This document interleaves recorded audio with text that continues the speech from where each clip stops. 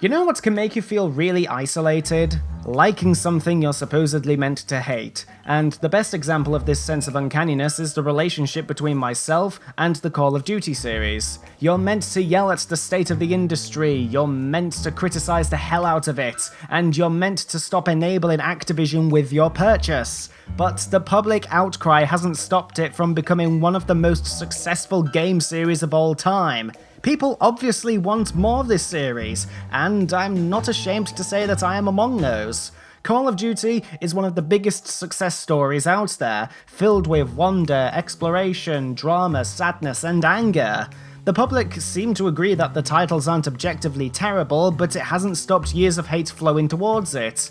I think it's safe to say that the series' online reputation has distracted us from the qualities of each individual title.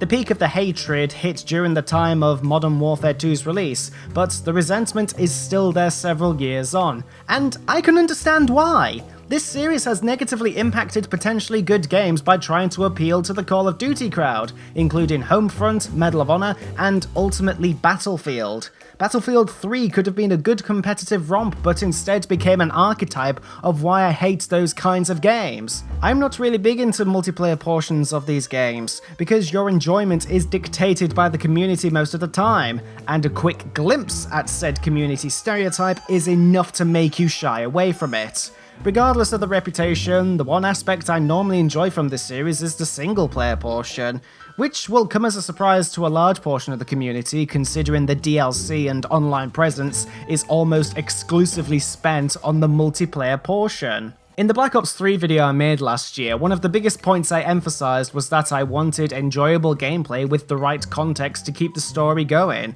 Black Ops 3 was silly in both gameplay and story, and that's why I enjoyed it.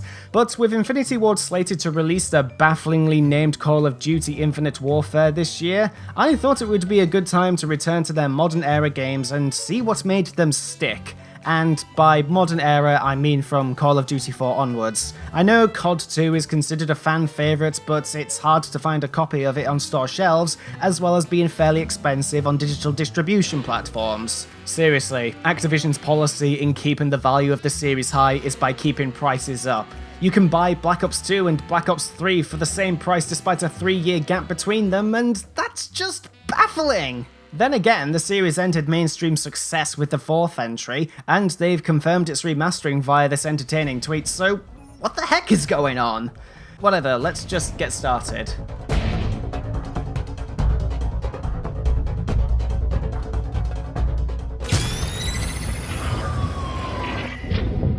Call of Duty 4 Modern Warfare was a turning point for the series and video games as a whole. For the series, it was the first game set in the modern day, a right Infinity Ward had to fight tooth and nail for, and for video games, it's managed to hit that sweet spot between modern military realism and accessibility. While it's fondly remembered as arguably the most balanced multiplayer game of the franchise, the other unique attribute is that it's one of the few entries where people remember the single player. People remember the characters, the story beats, and even entire levels with such detail because it's one of the most carefully crafted single players in modern gaming. It has a high quality attention to detail that can be seen in the first 2 levels. The name of your character, Soap, was underwhelming and unexpected in a game series that chose to nickname other characters with monikers like Ghost, Sandman, and Scarecrow. It sounds weak, making it perfect for the purposes of self-insertion. It makes fun of us, a beginner in the sense of our rookie character, and a beginner to the new setting for the series. Everyone playing this game for the first time is experiencing something new. I know it seems like a small detail to look deeply into, but the minor details in any game matter when it comes to establishing game design and story. For instance, having the tutorial mimic the first minute of action in the next mission show that the SAS are a well-trained and well-prepared unit. The actions taking place at the front of the ship aren't what you are expecting due to the emphasis on time in the tutorial, but it also shows that the unit has the worst case scenario already thought up. And then there's the rest of the level, which carefully sets up what we are going to expect when it comes to pacing. It starts off slow and stealthy with some bits of action, but the majority of the focus is spent on the quieter sections before ending in a glorious crescendo of mayhem. I wouldn't be surprised if this level was the vertical slice of the game, because it sets up so much through very subtle means, and taking a look at act structures and mission structures will show that template at work, with some minor tweaks here and there to suit the mission. Take All Gillied Up as an example. It starts slow with little bits of subtle action and tension peppered in several areas, despite you having the overall advantage. And the next mission has the calm before the storm period before ending with a bang. A more stretched out case is Act 1. It starts slow with 2 missions that are quiet and minimal. The emphasis is on stealth while there's some action focused missions peppered throughout. Then there's the build up to the climax before one final hurrah, and the best part is that you can tell what the peppered action missions are purely by perspective. The SAS is a stealth-focused collection of missions that normally take place in the dark, while the action missions are set up in an unspecified Middle Eastern country with the brightness turned up to 11. Even in darker missions like the Bog, the colour scheme used makes it relatively easy to see. The switch in perspective acts as a pacing tool while also sticking to the established Call of Duty single-player formula of multiple perspectives. The SAS tickles our desire to be invisible and wreak havoc in the same way stealth-focused games do it, while the Ranger's desire to find a terrorist evokes the feeling the American public had during the hunt for Osama bin Laden. Despite the destruction you bring to several districts, you are doing something heroic in order to bring someone to justice. Each mission completed shows some progress, whether it's debunking a location, saving a tank, or saving a downed ally, which takes you one step closer to an incredibly dangerous man. But then the Americans get nuked, and in turn deconstructs the American image of war within 2 missions. Despite warnings from home base of the dangers of rescuing a downed pilot, your fake sense of heroism pushes you to rescue her. You heroically take her back to the Pavlo and enjoy a moment of glory, only to face the dire consequences of staying behind. The next mission shows the horrifying reality of war, that not all is glorious and that fighting on behalf of your country may not be the greatest thing you can do. It evokes a change of perception of war that the general public had when World War I came to an end, when it turned from a glorious time of honour and patriotism into a literal meat grinder, which was only amplified come the start of World War II. A few years later, Spec Ops: The Line would take that very concept and contrast itself from what the Call of Duty series would eventually become. From that mission onward is a fight between a covert entity and a rebel faction far away from Ground Zero, which would end in ambiguous fashion but implied to have bettered the world in some way. The majority of the missions after the nuclear detonation focus on Captain Price's journey for justice. It's a journey which pushes his unit to the limits to the point that their own members make fun of moments where completion could have been quicker. The bomb essentially starts Captain Price's arc, as the hunt for the culprit gives him the opportunity to talk about one of the best parts of the entire game. Players complaining about how linear and scripted the series would become normally forgets that All Gillied Up is one of the most linear and scripted sections in the entire series, but it takes into account the possibility that player actions will screw up the stealth. In some areas it would be impossible to counter being caught, but the majority of times it gives you a second but less rewarding chance.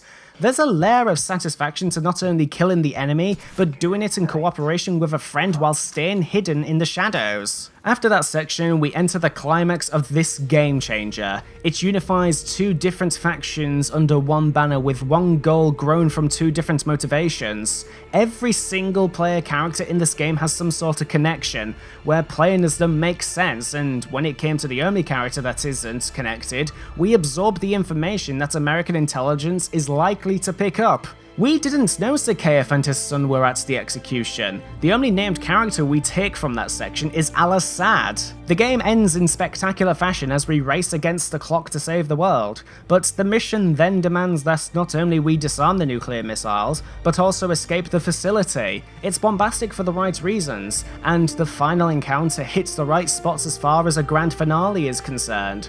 Then it ends and we get this incredibly irrelevant epilogue cue the end. Replaying this game is an absolute treat. It's one where the developers took the time and effort to research what makes up modern combat and adapt it to a playable format. It was one that was smartly made and one that wasn't afraid to take risks. Having the American military become the first victims of a nuclear attack since World War II must have set off some alarm bells in corporate, but credit where credit is due. The shocking moment turned the glorious image of American idealism on its head. You can play this for your own entertainment and get some thrills and chills over two different combat styles, and playing it for analytical purposes unearths some incredibly smart design decisions that make the game one of the most acclaimed of modern times. Though the game isn't perfect, and it isn't the most replayable experience. One every 6 months at most is recommended, because if you start playing it over and over again, you're going to notice a few sore spots. Personally, for me, the bog was hot trash, the villain becomes less effective as time goes on, and the final act crumbles as signs of tight deadlines display themselves. While it is an effective crescendo to the finish, the final mission just dies. Zakhaev's death may be great symbolically, but looking at future games made me think that this could have been constructed better. This may be due to Infinity Ward having the bright idea of starting a second project in the middle of development, which may be good for art teams to stretch their creative muscles during downtime, but ended up hampering the untapped potential COD 4 has. That's why all the missions where you play as a US Marine take place in the desert, because the design leadership were distracted. COD 4 remains a fantastic classic, but since it lacks the polish due to a misguided decision, it makes me wonder what it could have been. That didn't matter in the end, because word of mouth spread and COD 4 ended up beating Halo as the #1 multiplayer game on Xbox 360, a feat that was considered impossible back then. It made Activision a lot of money, so the obvious thing to do was make a sequel, which wouldn't arrive until 2 years later. Despite the first game being the showstopper of the franchise, Modern Warfare 2 is the one that would define the series going forward. Nothing was more hyped than Modern Warfare 2, which released the same year as Halo 3 ODST and Assassin's Creed 2. I distinctively remember the trailer featuring Eminem's dulcet tones when it was launched. If you watched YouTube videos and had ever mildly shown an interest in gaming at that time, then it was impossible to escape that advertisement. The reason why I said that Modern Warfare 2 defined the franchise in terms of public image at least, is because every mission normally goes into bombastic episodes. The first mission that resembles stealth ends in a spectacular escape involving snowmobiles and a ridiculous jump. I don't hate it because the proportion of action in comparison to stealth is fine by me. However, the one problem I have with this mission is the presence of soap. Now, I get the idea of having a new rookie follow the orders of a now well-trained operative we used to play as, but the reasons why I liked Soap in the previous game is that he was an easy self-insertion camera whose actions accurately reflect what you would have done. The name Soap was a pathetic and ridiculous name, but it was uncommon enough to make it easier to put ourselves in these situations we went through. What the hell kind of name is Soap, eh? How'd a muppet like you pass selection? Also, we play as Soap come Act 3, so the perspective switch and a sudden lack of voice would have been a smoother transition. He takes orders from Price too, so having us play as Soap and get someone else to be our handler would have made for a more effective game. It's a nitpick, because the overall structure of this game is still solid, even if the pacing starts to die. The game takes a lot of good lessons from the first game. For starters, with the exception of the ISS astronaut, each of the characters are connected more clearly, with General Shepard being the connecting element of Alan, Soap, Roach, and Ramirez. It also presents another interesting idea. Whereas COD 4 presented the modern setting through more accessible mechanics, Modern Warfare 2 presents a potential war on American soil in a semi-realistic fashion. The situation is ridiculous, but the fact that it was presented to us with what was cutting edge back then was extremely appealing. And finally, they took the concept of a shocking moment and tried to get edgier. And this is where I start getting into negative territory. Anyone who has even the smallest amount of knowledge of Modern Warfare 2 will know that the massacre at the airport set off the censorship bells in multiple markets. Personally, I see it as a weak attempt to one-up the last game's shocking moments. While I do understand that the event was pivotal to the story, a quick deconstruction reveals some plot holes that get bigger when the third installment gets released. Why was the Russian military comfortable with the ambulance leaving without at least checking it? We arrived at the airport lobby with more men, so shouldn't identifying the other bodies that went down cast doubt of it being approved by the Americans? Aren't there any security cameras around that would identify Makarov, considering he is both a wanted criminal and Zakhaev's protege? It's interesting to see such a pivotal moment feel so shoehorned in, like the marketing department demanded a more shocking moment. The immersion breaks down when it's clear that they had limited civilian models, and the fact that you're walking ridiculously slow. It's a shame, because if those were addressed, then this would have been a decent level in terms of narrative exploration. Another problem with this game is that it seems to slowly drift into a gimmicky territory. Scattered all over are some one-time animations or equipment. Prime examples include the snowmobile and breach charges that you pull out of your backside. At least the Predator missiles are available in multiplayer, but if you're playing the campaign, then you'd be forgiven if you thought it was a more flashy way to kill enemies. Unlike shooting, continuously using Predator missiles can get very samey after the third one, but that's forgiven thanks to the benefit of hindsight, and also because the game fixed a major problem I had with the first one: the villains. Makarov presents more of a danger than Zakhaev in the first game because we see his actions firsthand. He mows down civilians without a spout of empathy, and that makes him one of the most despicable villains in shooter history. Even when the game switches villains, it felt like a well-executed twist with an understandable backstory that's led Shepard down this path. In this game, Zakhaev's faction won the war. They took over Russia, and only a small faction of the SAS did anything about it. He wanted to make America into the influential superpower it was during the Cold War, by making the nation seem powerful when a war arrives on their soil. I adore that! It's a neat little twist that makes you start to think more about if your commanding officer is really the good guy he is presented to be. The combination of excellent gameplay and a popular multiplayer that, funnily enough, was plagued with occasional exploits and balance issues, meant that the expertly marketed product was going to sell. By the time 2012 rolled around, Modern Warfare 2 made over $1 billion, which might be a long time for a super hyped blockbuster nowadays, but back then it was a huge achievement. Infinity Ward made a crap ton of money, and Activision rewarded them by firing their heads. Jason West and Vince Zampella were fired by Bobby Kotick for breach of contract and insubordination. While Activision was forming Sledgehammer Games with industry veterans, West and Zampella filed a lawsuit citing unpaid royalties. Activision countersued, then Infinity Ward experienced an exodus that saw half the company leave over a period of 2 months. If that wasn't enough, several former and current members filed a lawsuit citing unpaid royalties. You gotta give Infinity Ward credit for suing their bosses while still working for them, but regardless, the development of Modern Warfare 3 had to go on. With all this mess going on behind the scenes, the newly formed Sledgehammer was brought in to help develop Modern Warfare 3. That's understandable, considering the workforce needed to bring out these games with only 2 years of development. However, the interesting thing about Modern Warfare 3, to me at least, was that it involved the main creative heads of the Dead Space franchise. I love Dead Space to bits, so despite all the other mess, I would expect to have at least an enjoyable time with Modern Warfare 3, right? This game is a disappointment from the very first mission. I get that you want to carry on the story from Modern Warfare 2, but why do we need this scene as its own mission? Why not just put this scene at the beginning of the first mission where you play as Yuri? Why are we playing as Soap?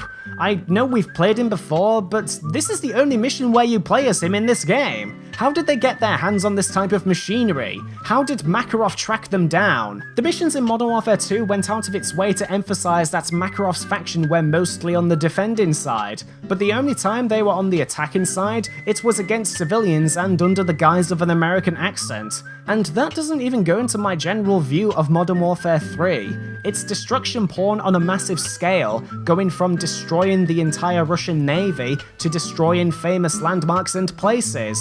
What reason does Russia have to invade the entirety of Europe? This action happens after the Russian president gets kidnapped when he is on his way to a peace talk with the United States in Germany. Russia was committed to peace, but someone somewhere prodded them to invade Central and Western Europe. How are Makarov's men comfortable in sacrificing themselves to kidnap the president? Do they know how dangerous it would be to hijack the president's private plane and then crash it in the middle of nowhere? How did they know where it would crash considering it took mere seconds for them to arrive via ground-based vehicles? What would happen if all on board were killed? Planes aren't as strong as they look, you know, and you need the president alive because you want those launch codes. How did the president's daughter get from the crash site to Germany in a matter of days? Wouldn't they take her away from the horrific war zone that is the entirety of Europe? Like, I don't know, Iceland? How were they able to smuggle chemical weapons all over Europe? Was no one keeping an eye on the rest of the trucks and sending out police teams to apprehend them? Why are the steering wheels on the wrong side of the cars in an English parking lot? Was the child dying really necessary? Do they not understand that the nuclear bomb and the massacre at Zakhaev Airport were pivotal moments in the plot? Why is there an in medias res moment at the start of the mission? What benefit does it have on being here? Actually, rewind it a bit, let's go back to the question about the child, because it reveals a big misconception on Infinity Ward or Activision or both ends regarding the shocking moments seen in all three Modern Warfare games. Right. The reason why the nuke was exciting, shocking, and memorable wasn't because it was controversial, it was because it was a refreshing take on this kind of story. We wanted to play through the subsequent mission because surviving a nuke is impossible, and we wanted to see what happened next, in the process giving us a new perspective on patriotism. The massacre at the airport was less effective because it felt like a requirement in terms of Activision's orders, alongside it not changing anything mechanically to make it interesting. But at least it was a core part of the narrative and it showed off Makarov's character. If this mission was taken out, then we wouldn't see him as the cold, remorseless, intelligent, or calculative terrorist he was built up to be. Actions, not exposition, define a character more effectively, which is why I liked him over Zakhaev. As for the child dying, it was neither interesting nor effective. It was token, and it was a pathetic attempt to tug at the heartstrings, which is oddly reminiscent of the infamous press F to pay respect moment from Advanced Warfare, though not as direct. Take out this level and put the gas explosion at the end of this level, because it would cut down on the padding, and it would make the entire chaotic trip not feel like a waste of time. Still, taken out or not, it doesn't change this game's horrific pacing. The game just doesn't calm down, it just goes from mission to mission going full ham while still trying to maintain a serious tone. The lack of pacing or any real consequences make the whole experience feel numb. Do you remember the start of Team America where they made it clear that the terrorists would have probably caused less damage than the Special Operations team? It feels like that in this game, but without it aiming to be a parody of the American image as Team America most assuredly was. It tried and failed to give a satisfying conclusion to the Modern Warfare games by trying to wrap everything up through Yuri. Soap dies in a moment that should have been heart-wrenching, but feels shallow after the hours of noise we've gone through. Yuri tells you his origin story that does a sloppy job of trying to make him a bigger part of the overall plot. It turns out that he and Makarov were around when Zakhaev got shot in Pripyat. Makarov apparently set off the nuke while Yuri was around, and the same guy tried to stop the massacre at the airport but failed. If he did try to stop it, then wouldn't he admit to the authorities that Makarov, not the Americans, were behind it all? World War III could have been prevented by him, but for reasons unknown, he didn't tell the police. Would a lifelong jail sentence be worth it instead of, oh, I don't know, millions of people dying on American and European soil? Macmillan and Kamarov return from Call of Duty 4, which comes across as a shallow attempt to remind us how much we like these campaigns, and the ending lacks any form of real closure. Makarov dies, sure, but then it just goes to black.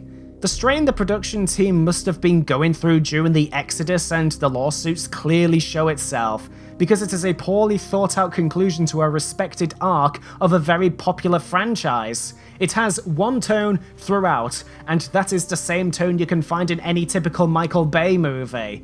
There are moments of ridiculous padding and cheap callbacks to save resources. The lack of stealth is understandable from a technology perspective, because they require more work in making each and every soldier unique in movement and animation in some way. In the louder sections, enemy AI are more simplistic. Spawn in, go to point B, and follow behaviour while trying to kill the player with the skill they possess, depending on difficulty setting. In quieter missions, you need to pay attention to the level design so the enemy sightlines are clear to the player, animate them doing what their job requires them to do, set up waypoints for when they go on patrol, get their voices recorded, mix them in while vigorously testing them so that they behave properly.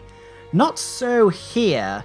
I think Modern Warfare 3's biggest problem is that there isn't a thin sense of humour like there was in the previous games. In COD 4, the AC-130 level had a sense of surreal black comedy, the final farm fight cleverly depicted the padding through dialogue, and the slow door opening was self-aware about how ridiculous it was. Oh, you gotta be shitting me! Guys, can't you make it open faster? Negative, sir. You can try pulling it if it makes you feel better.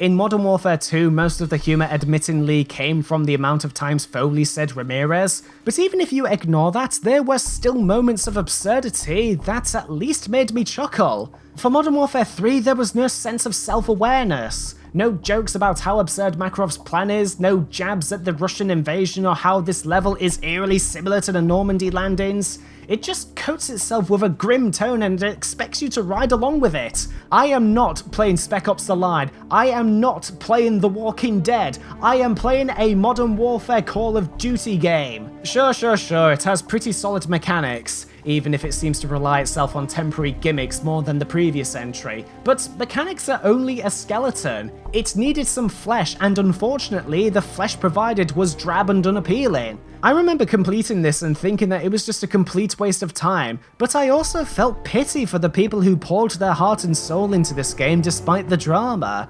But whatever, it made a lot more money than Modern Warfare 2, and now that the drama is out of the way, we can finally get back to the quality products Infinity Ward make. After all, 1, 2, 4 and Modern Warfare 2 were well received for good reason, so what could possibly go wrong?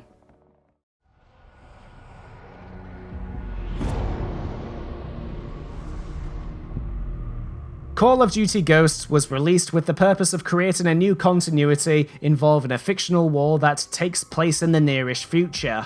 While the core mechanics of the game are as snappy as ever, the package as a whole is brain-draining. The pacing is lackluster and loud, the design methodology destroys both pacing and story, and is mind-numbingly boring, which was something I have never experienced with any other Call of Duty game, both in and out of the Infinity Ward library.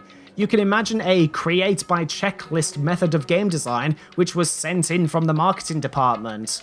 Have a dog, have a space battle, have a tank battle, destroy cities underwater, and a list of gimmicks. Remember that infamous comment about fish being able to move out of the way?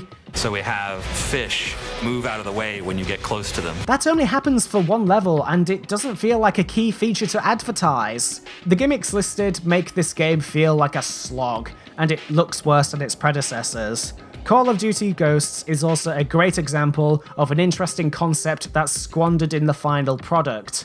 In Black Ops 3, it takes a science fiction theme and decides to utilize the science equivalent of magic powers and memory invasions, which gave the game a sense of insanity that was a joy to explore. From what I gathered from the marketing for Ghosts, it's about a disempowered United States that attacks the Federation through a secret guerrilla force. America is crippled, our military forces are devastated, our government's in disarray, and as the player, you are actually the underdog, fighting back against these superior forces. But in the game, the guerrilla force is a combination of Team America World Police and the A-Team. They are operating off the record, but have ridiculous funding to get remote sniper rifles. A more disempowered approach to the series would have been a breath of fresh air, but either the team or the publisher were too afraid to make that attempt. We're spotted! Take him out!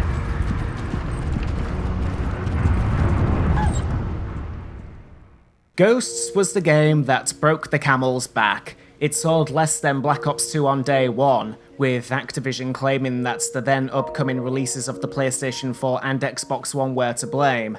I am skeptical of this because Black Ops 2 sold 2 million more during its lifetime, and Black Ops 3 is on its way to break that record. On the other hand, Advanced Warfare did sell less than Ghosts, and that released the year after, so it is possible that a combination of a new continuity and bad word of mouth might be to blame. As for its quality, that can be blamed on the 2-year cycle and the new team. This game was the last Call of Duty to have a 2-year development cycle, and the 2 games since then have had 3-year cycles. Advanced Warfare and Black Ops 3 have a notable jump in quality in comparison to the previous games they worked on, with Black Ops 3 possibly being my second favourite COD of all time. Alongside the development cycle was the exodus that happened. Half of Infinity Ward founded Respawn Entertainment and made Titanfall. It's likely that the most influential designers left for that studio, leaving Infinity Ward in the hands of marketers. Maybe that was why West and Zampella were fired. Their insubordination might relate to game design methodology rather than communication, but we'll never know. There's also the possibility that all passion has been sucked out of the company since Call of Duty 4. The company essentially had to fight its owners in order to get the chance to make that game. They were genuinely passionate about creating COD 4, even if they did make some silly decisions, and that passion and heart shows itself in the final product. Modern Warfare was a game they wanted to make, while Ghosts was a game they had to make. I'm sure passion and effort has gone into making Ghosts, but there is a notable change in design approach after news of the firings broke out. But there isn't a definite way to know what the root of the problem is at this moment. In November, we will know what factors might have been responsible for this travesty, and considering this is one of my favourite franchises of all time, I'm hoping development time is to blame.